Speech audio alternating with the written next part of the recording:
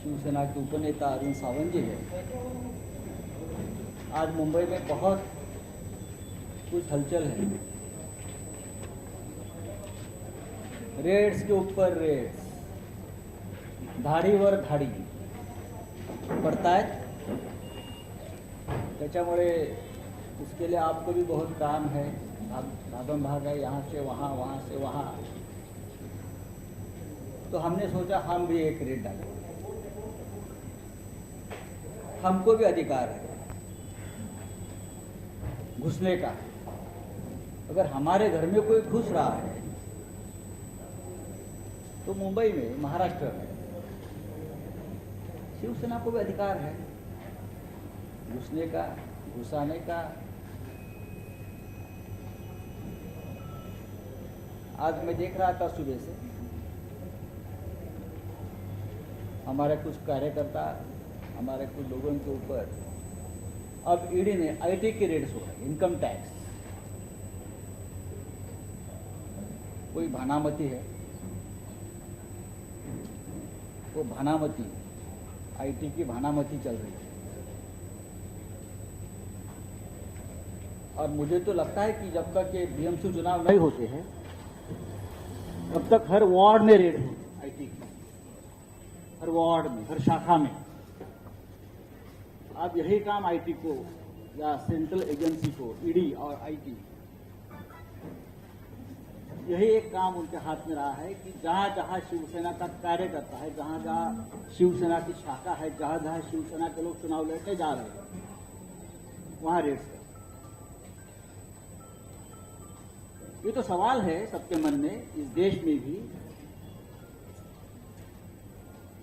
कि सिर्फ और सिर्फ महाराष्ट्र और बंगाल जैसे राज्य में ही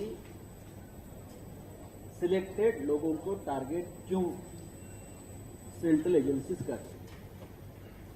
ये सवाल है। ये सवाल इसलिए भी है, क्या इस देश में और राज्यों में कोई नहीं मिलता जहां सेंट्रल एजेंसी जाकर सवाल पूछे, रेड करे, देश को हिसाब किताब दे? सिर्फ शिवसेना या तृणमूल कांग्रेस? ये तो सबको मालूम है, ये सरकार गिराने की जो साजिश है, सरकार को दबाव में लाने की, शिवसेना के नेतृत्व में जो महाविकास आघाड़ी का गठबंधन हुआ है, उनकी सरकार है, उनको दबाव में लाकर ये सरकार अनस्टेबल, अस्थिर करने के लिए, सरकार गिराने की इनकी एक बहुत बड़ी साजिश है। इनकम टैक्स और ईडी को हमने अब तक 50 नाम भेजे थे, विथ एविडेंस 50, और बार बार मैं जिक्र भी किया है मेरे प्रेस कॉन्फ्रेंस में। फिर भी ईडी या इनकम टैक्स को ना, उनको कोई ऐसा लगता है कि एक रिस्पॉन्सिबल मेंबर ऑफ पार्लियामेंट, एक रिस्पॉन्सिबल लीडर एक बात बोल रहा है तो उसके ऊपर कोई इंक्वायरी होनी चाहिए। ऐसा ये हमारी सेंट्रल एजेंसी को क्यों नहीं लगता? हमारे बारे में ये बोगस, ये बोगस, ये बोगस। मिस्टर किरीट सोमैया ने एक केंद्रीय मंत्री के बारे में 100 बोगस कंपनी की लिस्ट खुद दी है। अब देखिए ईडी को कोई मिस्टर ढवंगाड़े है, बीजेपी के बहुत नजदीक थे, आज भी रहेंगे नागपुर के, उनके लगभग 75 कंपनी की लिस्ट बोगस मैंने खुद भेजी। क्या हो गया उसका? पूरे देश में सबसे ज्यादा ईडी की जो जांच है या रेड्स है या एक्शन है, महाराष्ट्र में हो रही है। अब तक महाराष्ट्र में महाविकास आघाड़ी के 14 प्रमुख लोगों के ऊपर एक्शन हुई है। पश्चिम वेस्ट बंगाल में 7 लोगों पर हो रही है। भारतीय जनता पार्टी के लोग जो है उनके ऊपर ना आईटी, ना ईडी, क्या वो लोग मुंबई के रास्ते पर हाथ में कटोरा लेकर भीख मांग रहे हैं? इनकम और टैक्स सिर्फ हमारे पास है क्या? ये इनकम टैक्स की जो भानामती चल रही है वो भी जल्दी एक्सपोज हो जाएगी। ये भानामती कौन है जो ये सब रेट्स कंट्रोल कर रही है, उस बारे में जल्दी ही शिवसेना बड़ा खुलासा करने जा रही है। मेरी जो लगता है 15 फरवरी प्रेस कॉन्फ्रेंस हो गई थी यहाँ, तब मैंने एक नाम का जिक्र किया था, सुमित कुमार नरवर। बार बार मैं उस बारे में पूछ रहा हूं ईडी को, इनकम टैक्स को, कि एक सामान्य आदमी बुलंदशहर का दूध बेचता था और 4-5 साल में उसकी प्रॉपर्टी 8,000 करोड़ से ऊपर चली गई। अब वो मलबार हिल में रहता है, पहले उसको कहां भी रहने को घर नहीं था। अब वो व्यक्ति नोएडा में रहता था, उसका मलबार हिल में अब बड़ा आशियाना है, बड़ी बड़ी प्रॉपर्टीज है। ईडी ने कौन सा चश्मा लगाया है इनकम टैक्स में? वो चश्मे से जरा हमारी तरफ भी देखिए। जो आपने चश्मा लगाया है, और आपको ऐसे लोग नहीं दिखते हैं जिनकी संपत्ति 2-4 साल में 8,000 करोड़ 10,000 करोड़ कहां से आती है? मैं देता हूं आपको पूरे प्रूफ, जल्दी ही दे दूंगा। और दिल्ली और महाराष्ट्र के कौन से बीजेपी के नेता का पैसा, कौन किसकी बेनामी प्रॉपर्टी उसके पास है, ये भी मैं जल्दी ही पहले प्रधानमंत्री को जाकर बताऊंगा, बाद में आपके पास दे दूंगा, क्योंकि मैं रिकॉर्ड बनाना चाहता हूं। दिल्ली में कौन सा बड़ा नेता और महाराष्ट्र का कौन सा बीजेपी का बड़ा नेता जिसकी पूरी लेन देन उसके साथ होती, पैसा किसका है? एक ट्राइडेंट ग्रुप कौन सा है मुंबई में, जिसको 5 साल पहले सबसे ज्यादा यहां सरकार की तरफ से कॉन्ट्रैक्ट और काम मिलते थे? मेरे पास पूरा है हिसाब किताब। मैं आपको बताना चाहता हूं, ये भानामती और ईडी, सबको, ईडी और आईटी, हम सबको बताएंगे। उसके बाद चाहे आप हमारे ऊपर रेड भी कर सकते हो, हमको अरेस्ट भी कर सकते हो, आप कर लीजिए। अब एक इंपॉर्टेंट बात, मैंने 15 फरवरी के मेरे प्रेस कॉन्फ्रेंस में शिवसेना भवन में ईडी के वसूली एजेंट्स के बारे में बताया।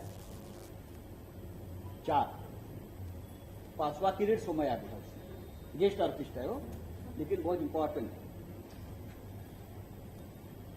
और ईडी के अधिकारी, बड़े अधिकारी, अब उसमें से कुछ अधिकारी तो भारतीय जनता पार्टी का टिकट लेकर चुनाव लड़ रहे हैं, और मैंने सुना कि इस अधिकारी ने, जो ईडी का अधिकारी था, उसने यूपी के 50 उम्मीदवारों का खर्चा भी किया है, ये मैं सुन रहा हूं।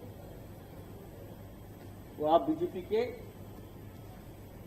का उम्मीदवार बनकर चुनाव वहां लड़ रहे, ये एक नेक्सस। उसका मतलब ये है ईडी भारतीय जनता पार्टी की एटीएम मशीन बन गई। मैं बहुत ही जिम्मेदारी से मेरा बयान है, responsible citizen of nation. ED और ईडी के कुछ अधिकारी भारतीय जनता पार्टी के एटीएम मशीन बन गए। उनके एक्सटॉर्शन के बारे में मैंने एक पूरा काला चिट्ठा प्रधानमंत्री जी को खुद पीएम कार्यालय में मैंने लिखकर दिया है। मैंने प्रधानमंत्री जी को 28 फरवरी 13 पढ़ने का लेटर मैंने लिखा, जिसमें मैंने ये बता दिया है प्रधानमंत्री जी को कि आपके स्वच्छ भारत अभियान जो है, सिर्फ कचरा साफ करना नहीं है स्वच्छ भारत अभियान में, उसमें भ्रष्टाचार का कचरा भी हमको साफ करना है। इसलिए देश आपकी जय जयकार भी करता है। ब्लैक मनी व्हाइट मनी, नोटबंदी, सब कुछ उसमें आता है। मैंने लेटर लिखा है कि जिस ईडी को आपने लगाया है सबके खिलाफ हमारा जो आपके राजनीतिक विरोधी है उनके खिलाफ ये ईडी क्या कर रही है असल में। मैंने पूरी वन पार्ट, मैंने जो लेटर लिखा है वो एक पार्ट है, ऐसे में 10 पार्ट उनको देने वाला, किस्तों पे दूंगा। पिछले कुछ वर्षों से ईडी के कुछ अफसर्स और एजेंट्स, उनका एक नेटवर्क बिल्डर्स, डेवलपर्स और कारपोरेट्स कंपनी को डराने का काम वो कर रहे हैं। और ईडी का एजेंट्स का एक नेटवर्क जो है वो एक्सट्रॉशन में लगा हुआ है, करोड़ों की वसूली कर रहा है। उसकी विस्तृत जानकारी मैंने प्रधानमंत्री को दी और मैं डॉक्यूमेंट्स के साथ बोल रहा हूं। आपको डॉक्यूमेंट्स शायद डिस्ट्रीब्यूट सर्कुलेट अभी किए हैं।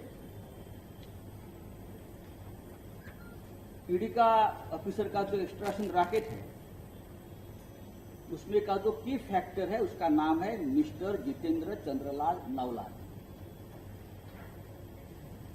और आपके जानकारी के लिए मैं उसका पैन नंबर और उसकी 7 अलग अलग कंपनियां भी मैंने आपको दे दी।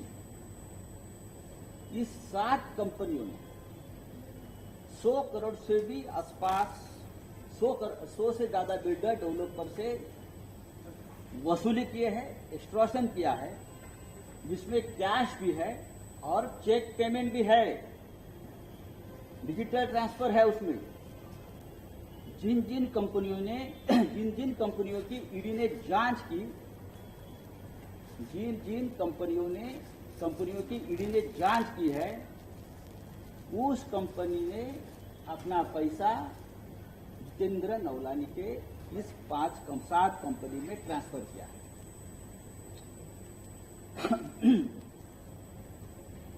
और यही ईडी जो है, ये जो नवलानी है, ये ईडी के senior officers, directors, joint directors, उनके लिए काम करता है। मैं कुछ उदाहरण आपको देता हूं, बाकी सब तो लेटर में है, आप देख सकते हैं। ये मेरा पहला लेटर है और जा रहा है। 2017 में ईडी ने दीवान हाउसिंग फाइनेंस कॉर्पोरेशन लिमिटेड की जांच शुरू की। अचानक जितेंद्र चंद्रलाल नवलानी और उसकी 7 कंपनियों के खातों में दीवान हाउसिंग फाइनेंस और उसकी जुड़ी कंपनी की ओर से 25 करोड़ रुपए ट्रांसफर हो गए। उसके बाद 31 मार्च 2020 तक एसआर वाधवान और उनके फैमिली की ओर से जितेंद्र नवलानी की कंपनियों के खाते में और 15 करोड़ ट्रांसफर हो गए। नंबर 2, इसी तरह अविनाश भोसले और उनके मामलों की ईडी ने जांच शुरू कर दी। तुरंत अविनाश भोसले एंड ग्रुप से 10 करोड़ रुपए जितेंद्र नवलानी और उसके 7 कंपनियों में ट्रांसफर हुआ।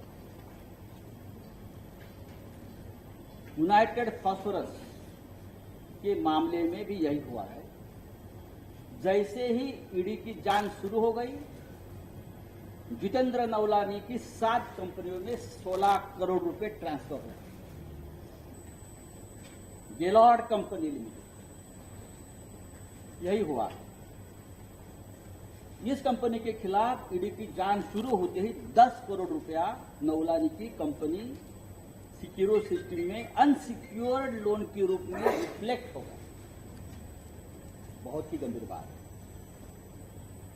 ईडी की जांच शुरू हो गई Monsher fire protection system private limited की कंपनी की। तुरंत 15 करोड़ रुपया नवलानी की इसी कंपनी में ट्रांसफर हो गया।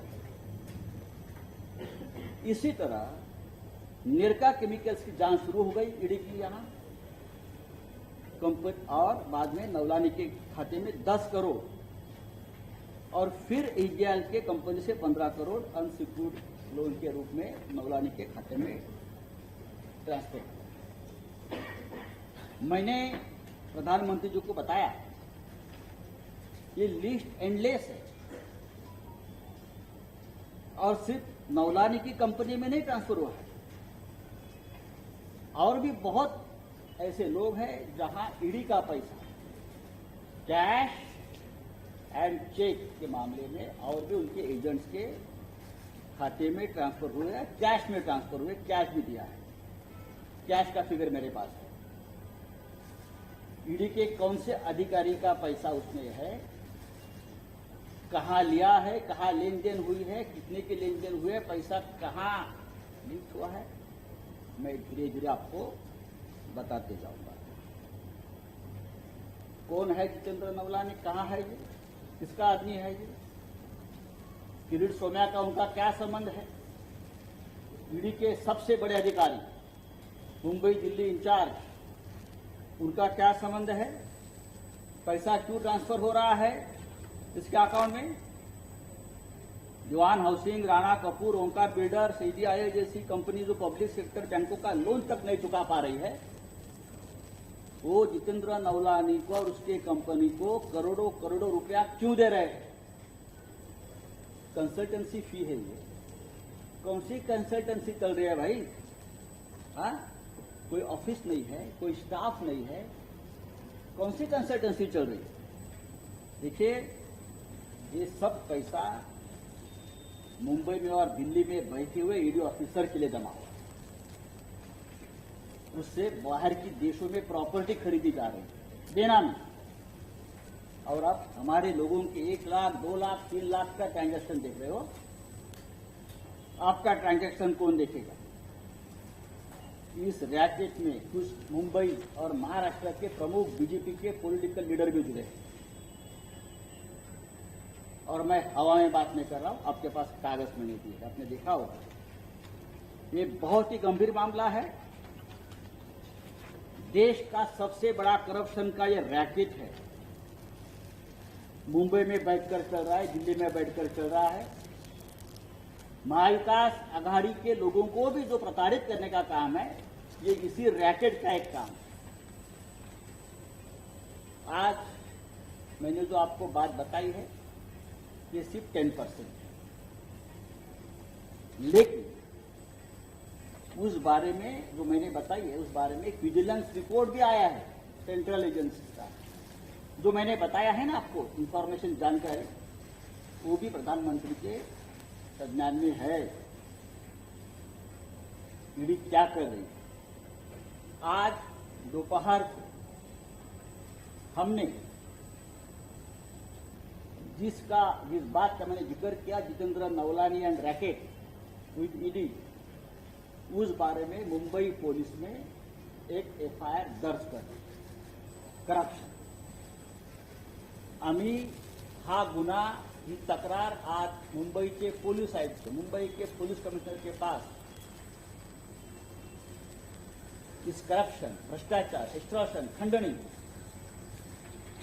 हमने 4 ईडी अफसर्स के खिलाफ जितेंद्र नवलानी की पूरी जानकारी के साथ हमने दिया है। आप देख सकते हो, आपको उसका भी सर्कुलेशन हो जाएगा।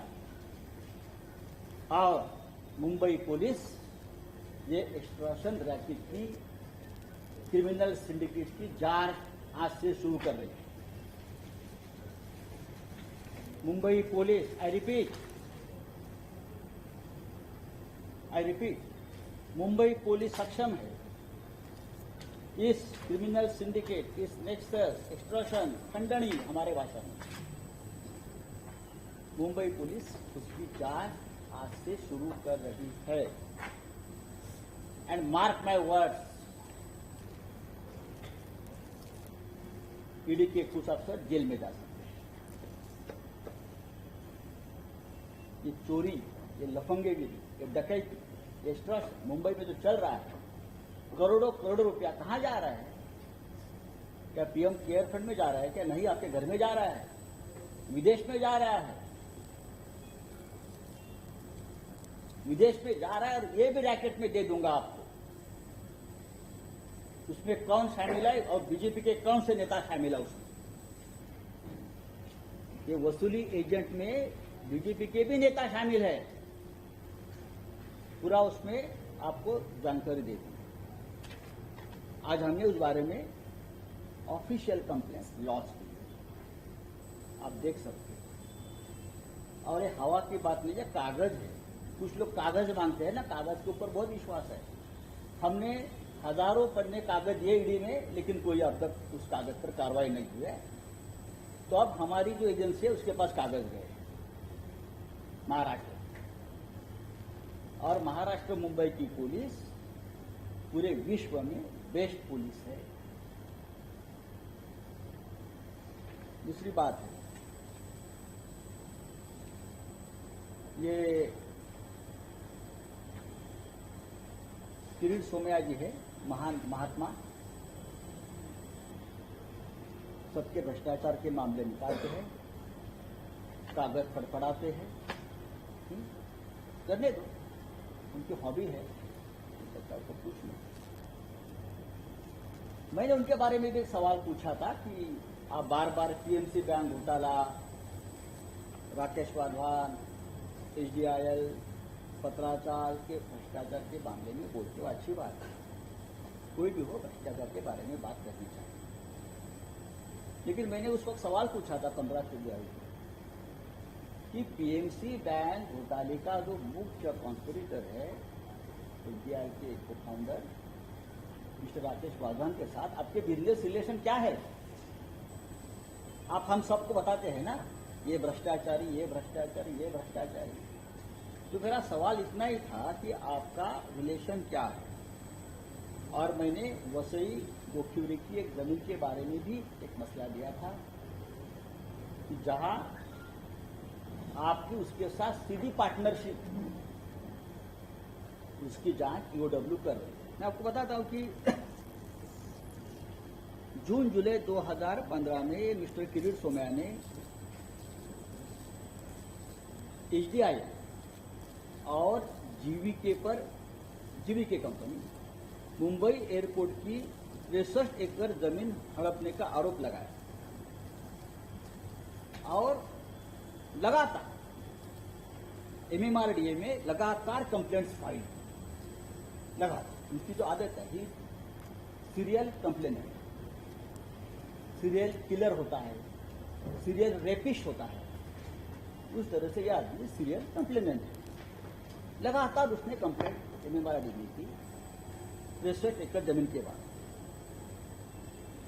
और अक्टूबर 2015 में यही सोमैया ने फिर से एमएमआरडीए को लेटर लिखकर आरोप लगाया कि एचडीआईएल को 1 crore square feet commercial land gift की गई है, जिसकी मार्केट वैल्यू 5000 करोड़ है। इसलिए घोटाले का स्पेशल इन्वेस्टिगेशन होना चाहिए और ये दोनों कंपनी को ब्लैकलिस्ट करना चाहिए। ये किरीट सोमैया की मांग है। लेकर मेरे पास आपको सर्कुलेट किया। सोमैया यहां पर नहीं रुके, 1 साल तक वो लगातार सीरियल कंप्लेंट, लगातार एमएमआरडीए को कंप्लेंट करते रहे, और 2015 से 2016 तक बार बार सोमैया इस घोटाले की जांच की मांग करते रहे।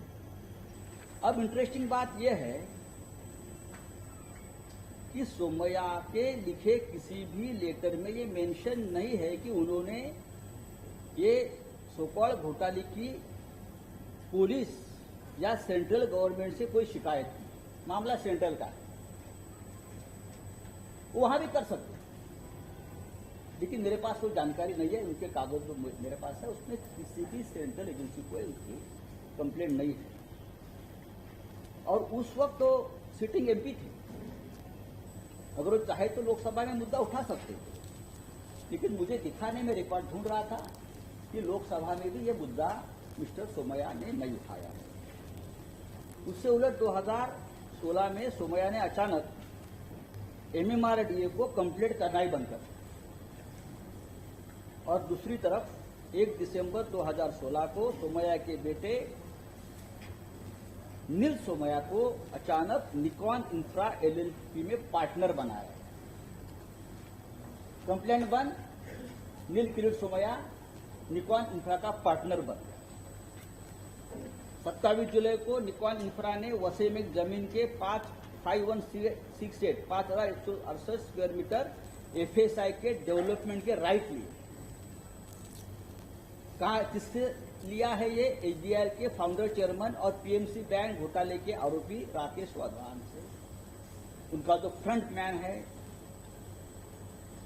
लधानी, जिसके साथ अब मिस्टर सोमैया के पुत्र पार्टनर बन गए।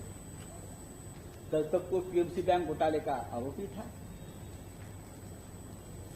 बाद में वसई में ही Sai rhythm realtors private limited के ओनरशिप की 14,420 स्क्वायर मीटर जमीन पर निकॉन इंफ्रा एलएलपी की 2 बिल्डिंगें बनाने के डेवलपमेंट राइट्स भी मिल गए। वो भी जमीन ओरिजिनली राकेश वाधवान की है, उसके भी राइट और एग्रीमेंट ये कंपनी से हो गए, जिसमें mister Neel Kirit Somaiya one of the partner. अगर साई रिदम की इस जमीन का मालिकाना हक राकेश कुमार वाधवान का था और पैसा किसी और कंपनी को ट्रांसफर किया गया है, ऐसा क्यों किया? एक रैकेट है और उसमें मैं पहले से बोल रहा हूं, राकेश वाधवान को पीएमसी बैंक घोटाले में ब्लैकमेल करके जमीन दी और बाद में कंप्लेंट्स बंद है। पूरा यह व्यवहार सस्पिशियस ट्रांजैक्शन है। जब सोमैया वाधवान के एचडीएल को लेकर इतने गंभीर आरोप लगाते रहे हैं, तो ये सोमैया फैमिली वाधवान के साथ या वाधवान के जमीन के साथ इस प्रकार से सस्पिशियस व्यवहार, बिजनेस पार्टनरशिप कैसे कर सकते हैं? हजारों करोड़ का बिजनेस है ये। अगर एक आदमी किसी व्यक्ति के ऊपर इस प्रकार से भ्रष्टाचार के आरोप लगाते, पीएमसी बैंक लूटने का आरोप लगाते, उसी व्यक्ति के जमीन पर जो एक प्रोजेक्ट बन रहा है हजारों करोड़ का, उसमें नील किरीट सोमैया बिजनेस पार्टनर कैसा बन सकता है? इस सवाल का जवाब अब तक कोई नहीं दे पा रहा है और ना भारतीय जनता पार्टी का कोई नेता दे पा रहा है। मुझे लगता है इसकी भी जांच हो रही है। चाहे आपको एंटीसिपेटरी बेल नहीं मिला है वगैरह सब ठीक है, आप बोल रहे हैं मेरे पास क्या कोई कंप्लेंट ही फाइल नहीं हुई, इसका मतलब कल नहीं होगी। पुलिस कंप्लेंट आज नहीं कर रही है, लेकिन जो जांच चल रही है और जांच जिस दिशा में जा रही है, जो एविडेंस सामने आ रही है, मार्क माय वर्ड, बाप बेटे जेल में जाएंगे। आप कितने भी कागज फड़फड़ाएं। ये नील किरीट सोमैया के जो पार्टनर है देवेंद्र लढ़ाने की कंपनी साई रिदम रियल्टर्स, उस फाइनेंशियल ईयर 2013-2014 की अगर उसकी बैलेंस शीट आप देखें, लैंड परचेस के कॉलम में मैंने कागज दिए हैं। राकेश वाधवान का सीधा रेफरेंस है और राकेश वाधवान से अकाउंट से इस कंपनी में लगभग 5 करोड़ रुपए आए थे। 2 एंट्रीज है, एक 3,08,56,000 की एंट्री है और दूसरे पूरे कागज, पूरे बैलेंस शीट, पूरे बैंक अकाउंट्स के कागज हमने आपको दिए। अब आप चाहे कितने भी फटफड़ाएं, आपको ये कागज के बारे में बताना। आप झूठ मूठ बताइए, लेकिन बताइए। और भी कागज आ रहे हैं। मैं आपका ज्यादा समय नहीं लेना चाहता हूं कि आपको शिवसेना भवन में बार बार आना है इस प्रकार की प्रेस कॉन्फ्रेंस को। आज मैंने इस देश का सबसे बड़ा ईडी का घोटाला आपके सामने रखा है। एक छोटा सा पन्ना है जो हमारे पास जानकारी है, और भी आ रहे हैं। और अगले मेरे प्रेस कॉन्फ्रेंस में मैं अधिकारियों के नाम लेकर बताने वाला हूं, किसको क्या मिला है, किसने किससे एक्सट्रॉशन किया है, और जो पॉलिटिकल सिंडिकेट कर रहा है ना हमारे खिलाफ, उसका सूत्रधार कौन है, सब कुछ बताऊंगा। मैं इतना ही कहूंगा, आप चाहे हमारे खिलाफ कितनी भी ताकत लगाएं, चाहे शिवसेना हो, चाहे महाविकास आघाड़ी की सरकार हो, आप कितनी भी साजिश रचिए, कितनी भी ताकत लगाइए, कितनी भी बदनाम करिए, लेकिन ये सरकार और हम सब मुख्यमंत्री से लेकर नीचे का कार्यकर्ता, आप हमारा बाल नहीं बका सकते। ये सरकार रहेगी, महाविकास आघाड़ी रहेगी, और चाहे मुंबई महानगर पालिका को सामने रखकर अगर आप हमारे लोगों के ऊपर एक्शन ले रहे हो, झूठे एक्शन, तो ये आपके ऊपर बुमरांग होने वाले। मुंबई महानगर पालिका में आपके लोग क्या कर रहे हैं पिछले दिन तक, किसको कितना हिस्सा मिला है आपके लोगों को, आपने कैसे एक्सप्लॉशन किया है मुंबई महानगर पालिका से, ये भी हम भानामती जो है ना, आईटी भानामती डिपार्टमेंट को हम भेज रहे हैं। हम देखेंगे आप उनके ऊपर कैसे रेस कर रहे हैं। लेकिन आज की ताजा खबर यही है कि कंप्लेनेंट अरविंद जगन्नाथ भोसले, उसने मेरे कागज के ऊपर जो मैंने आपको दिए मुंबई पुलिस के पास कंप्लेंट फाइल किया है और उसकी जांच हो रही है और जांच एक अंजाम तक पहुंचेगी। और मैंने कुछ दिन पहले कहा था ईडी के 3 अधिकारी जहां इंदबार होते। धन्यवाद, जय हिंद।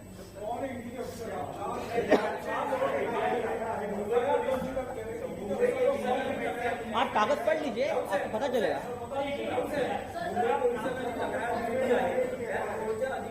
बघा, हा तपासाचा भाग असतो, लक्षात घ्या। This is the matter of investigation. ये इन्वेस्टिगेशन है। मुंबई पुलिस उसकी पूरी नीचे तक जाकर जांच करे। मुंबई पुलिस को भी किसी को भी समन कर बुलाने का पूरा अधिकार है। ऐसे मामले में अगर आपको अधिकार है हमको उठा, हमें भी अधिकार, अगर आपको अधिकार है सेंट्रल एजेंसी को, समझ लीजिए वो अधिकार स्टेट सरकार को भी होता है और वो अधिकार क्या होता है वो भी आपको पता चलेगा। दो सवाल है। पहला सवाल ये, तो आपने जो डॉक्यूमेंट दिए उसमें 1:52 का वक्त जो अली जी के नाम से है, तो क्लैरिटी किए। नहीं, मैं क्लॅरिटी वगैरे नाही, मैं कागद दिया है। आपका हर सवाल का जवाब मैं नहीं दे दूंगा। ज्यांची नावं आपण त्याच्यात उल्लेख केलेला आहे, सुंदर नावं आहेत आणि 58 कोटी रुपयाचं ट्रान्झॅक्शन आपण दाखवलं, ते चेकच आहे। चेकचं, तर त्या लोकांची तक्रार ही नोंद करणार आहात, त्या मी लोकांनी बघा, तुम्हाला एक कळलं पाहिजे की आता हा विषय गेलेला आहे मुंबई पोलिसांकडे। हे प्रश्न मुंबई पोलिसांची हे उत्तर देऊ शकतील, तक्रारदार नाही, आम्ही नाही। तपास कोणत्या दिशेनं जाईल, तपासासाठी कोणाला बोलवलं जाईल हे मुंबई पोलीस ठरवतील। आम्ही क्या भारतीय जनता पक्षाचे लोक आहोत का? आता ह्याला बोलवणार, आता त्याला बोलवणार, अब उसको उठाएंगे, अब उसको सुलाएंगे, ये हमारा काम नहीं है, ये हमारा काम नहीं है। We are law makers. हम हमारा जो ठाकरे सरकार है कानून से काम करती है, तो कानून से ही काम होगा। जिसको बजाना है वो कानून से बजेगा।